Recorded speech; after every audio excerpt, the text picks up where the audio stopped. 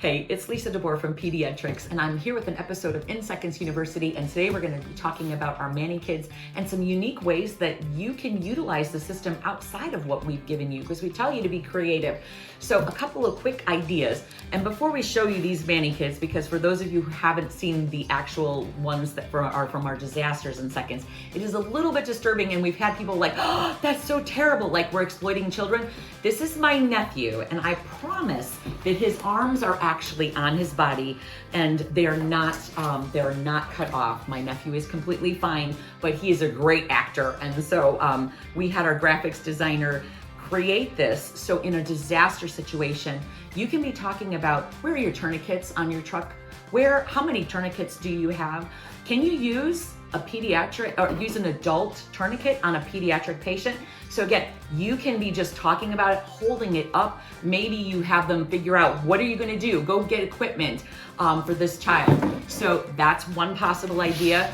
For a burn patient, you can be talking about, are we gonna talk about fluid calculations? Maybe have them calculate the rule of nines. I mean, there's so much you can do here that it allows so many more of your students to be able to participate. Even if you're just holding these up in class, you can be talking about patient assessment and what do we need to be thinking about here? This child has burns on their face. What are we thinking about airway? So it gives you as an educator, obviously, the ability to talk about lots of unique things.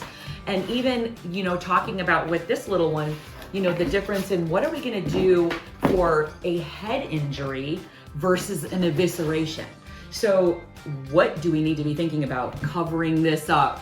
What do we need to, okay, she also has an open skull fracture. So as an educator, this is a great opportunity to use our disasters in seconds for something outside of an MCI. So lots of abilities to do many, many things with it. It's just as creative as you want to get. And obviously these are only 3, there's 35 in the whole entire disasters in seconds kit.